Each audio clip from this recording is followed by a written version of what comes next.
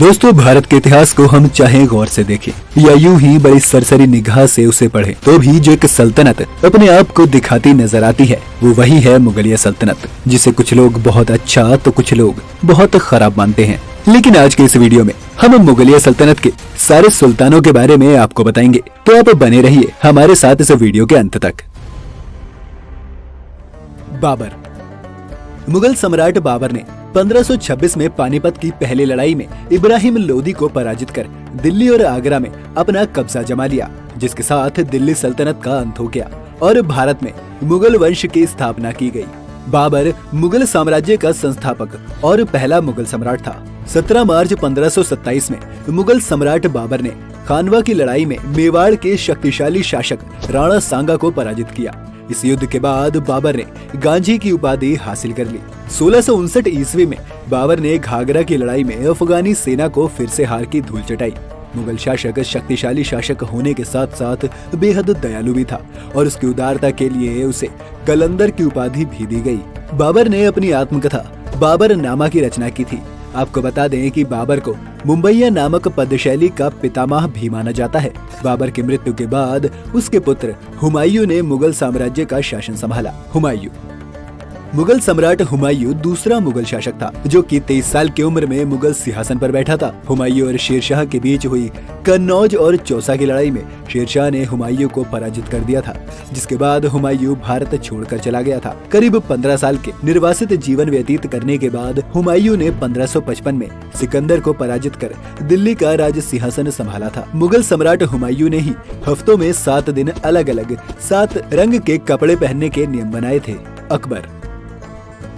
मुगल शासक हुमायूं की मृत्यु के बाद उनके पुत्र अकबर मुगल सिंहासन की राजगद्दी पर बैठे थे। 14 साल की छोटी सी उम्र में ही अकबर को मुगल साम्राज्य का शासक बनाया गया था, इसलिए कुछ समय तक उनके पिता के मंत्री बैरम खान उनके संरक्षक रहे थे। मुगल सम्राट अकबर के शासनकाल में मुगल साम्राज्य की एक नई शुरुआत हुई थी। इस दौरान भारतीय उपमहाद्वीपों के ज्यादातर हिस्सों पर मुगल साम्राज्य का विस्तार किया गया था। अकबर ने पंजाब, दिल्ली, आगरा, राजपुताना, गुजरात, बंगाल, काबुल, कांधार में अपना साम्राज्य स्थापित कर लिया था। अकबर के शासनकाल के दौरान आगरा किला, बुलंद दरवाजा, फतेहपुर सीकरी, हुमायूं मकबरा, इलाहाबाद किला, लाहौर किला और सिकंदरा में उनका खुद का मकबरा समेत कई वास्तुशिल्प कृतियों का निर्माण भी किया गया। अकबर दीन इलाही धर्म के प्रधान पुरोहित थे। जहांगीर। मुगल सम्राट अकबर की मौत के बाद उनके बेटे सलीम जहांगीर के नाम से मुगल साम्राज्य के शासक बने। वो अपनी शान शौकत के लिए काफी मशहूर थे। जहांगीर के राज में मुगल साम्राज्य का किश्वर और कांगड़ा के अलावा बंगाल तक विस्तार तो किया गया, लेकिन उसके शासनकाल में कोई बड़ी लड़ाई और उपाधि शामिल नहीं है। जहांगीर के सिंहासन पर बैठते ही उनके पुत्र खुसरो ने सत्ता पाने की चाहत में उनके खिलाफ षड्यंत्र रच आक्रमण कर दिया, जिसके बाद जहांगीर और उनके पुत्र के बीच भीषण युद्ध हुआ। वहीं इस युद्ध में सिखों के 5वें गुरु अर्जुन देव जी द्वारा खुसरो की मदद करने पर जहांगीर ने उनकी हत्या करवा दी थी। जहांगीर चित्रकला का गुण प्रेमी था, जिसने अपने महल में कई अलग अलग तरह के चित्र इकट्ठे किए थे। उसके शासनकाल को चित्रकला का स्वर्णकाल भी कहा जाता है। जहांगीर को आगरा में बनी न्याय की जंजीर के लिए भी याद किया जाता है। जहांगीर के उनके बेटे शाहजहां से भी रिश्ते अच्छे नहीं थे। हालांकि उनकी मौत के बाद शाहजहां ही उनके उत्तराधिकारी बने थे। शाहजहां। मुगल शासक शाहजहां को दुनिया के 7 अजूबों में से एक ताजमहल के निर्माण के लिए भी याद किया जाता है। उन्होंने अपनी प्रिय बेगम मुमताज महल की याद में इस खूबसूरत इमारत को बनवाया था।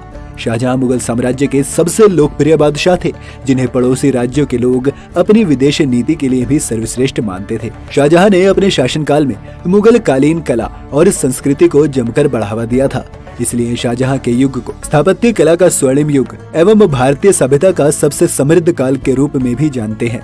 मुगल सम्राट शाहजहां को उनके जीवन के अंतिम दिनों में उनके क्रूर पुत्र औरंगजेब द्वारा आगरा किले में बंदी बना लिया गया था।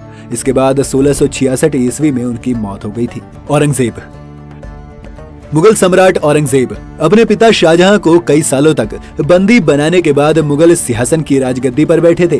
औरंगजेब मुगल वंश के इकलौते ऐसे शासक थे जिसने भारत पर साल 1658 ईस्वी से 1707 तक करीब आधी सदी तक अपना कब्जा जमाया था। औरंगजेब ने अपने शासनकाल में भारतीय उपमहाद्वीप के ज्यादातर हिस्सों पर अपने साम्राज्य का विस्तार किया था। औरंगजेब एक कट्टर मुस्लिम शासक थे जिसने सिखों के 9वें गुरु तेग बहादुर के इस्लाम नहीं स्वीकार करने पर उनकी हत्या करवा दी थी। औरंगजेब ने अपने शासनकाल के दौरान कई लड़ाइयाँ जीती, लेकिन उसे मराठा साम्राज्य के संस्थापक छत्रपति शिवाजी महाराज से हार का सामना करना पड़ा था। औरंगजेब की मौत के बाद मुगल साम्राज्य की नींव धीमे धीमे कमजोर पड़ने लगी थी और यहाँ से मुगलों का वो रौब और दबदबा खत्म होने लगा था। और इसी वजह से बाकी के सुल्तानों के नाम आपको शायद अच्छे से याद भी नहीं होंगे। बहादुर शाह प्रथम। बहादुर शाह भारत पर राज करने वाला भारत का 8वां मुगल शासक था, जिसने भारत पर सिर्फ 5 साल शासन किया था। उसने अपने शासनकाल में अपने सहयोगियों को कई नई उपाधियां और ऊंचे दर्जे प्रदान किए थे। हालांकि बहादुर शाह के शासन के समय उसके दरबार में षड्यंत्रों के कारण 2 दल बन गए थे, जिसमें ईरानी दल शिया मत को मानने वाले थे, जबकि तुरानी दल सुन्नी मत के समर्थक थे। बहादुर शाह प्रथम ने राजपूतों के साथ संधि की नीति अपनाई थी। इसके साथ ही उसने मराठाओं के साथ शांति स्थापित करने की कोशिश की थी, जो मुगल वंश के लिए सबसे बड़ा खतरा थे। इस तरह बहादुर शाह की नीतियां ही मुगल वंश के पतन का कारण बनी। जहांदार शाह। बहादुर शाह प्रथम की मौत के बाद उत्तराधिकारी के लिए उनके बेटों में काफी संघर्ष हुआ। इस भीषण संघर्ष में उसके 3 बेटों की मौत हो गई, जिसके बाद जहांदार शाह मुगल सिंहासन की राजगद्दी पर बैठा था। जहांदार शाह ने बेहद कम समय तक ही शासन किया। ऐसा माना जाता है कि वो अपने प्रधानमंत्री जुल्फिकार खां, जिसने उसे मुगल सत्ता दिलवाने में मदद की थी, उसके हाथों की कठपुतली था। उसके शासनकाल में सभी महत्वपूर्ण फैसले जुल्फिकार खां लेता था। उसकी विफल नीतियों के चलते धीमे धीमे मुगल वंश की नींव कमजोर होती चली गई और बाद में यही मुगल वंश के पतन का मुख्य कारण बनी। फारुखशियार।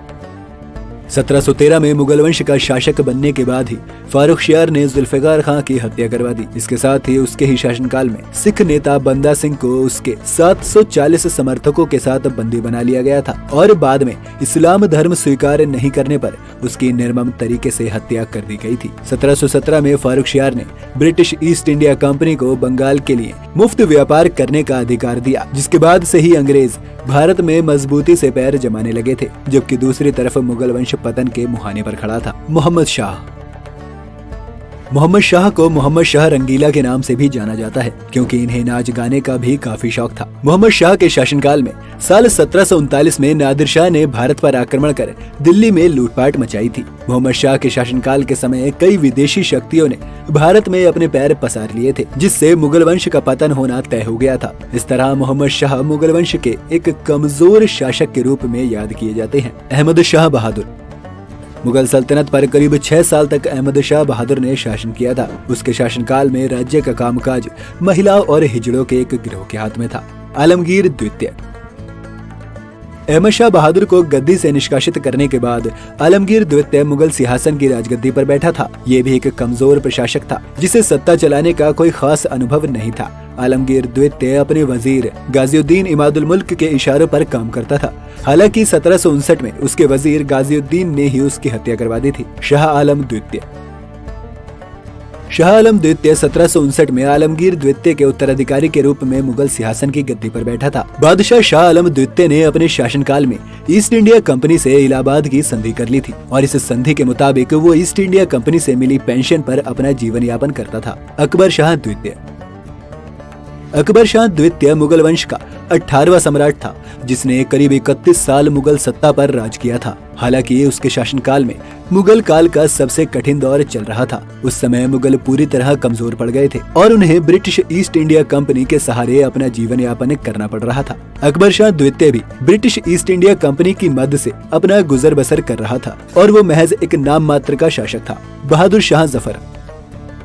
बहादुर शाह जफर मुगल वंश के अंतिम शासक थे। इन्होंने आजादी के पहले स्वतंत्रता संग्राम तक अपना शासन किया। बहादुर शाह जफर ने अंग्रेजों को भारत से खदेड़ने के लिए उनके खिलाफ विद्रोह किया। हालांकि अपने शासनकाल में उनके पास वास्तविक शक्तियां नहीं थी, वो अंग्रेजों पर ही आश्रित थे।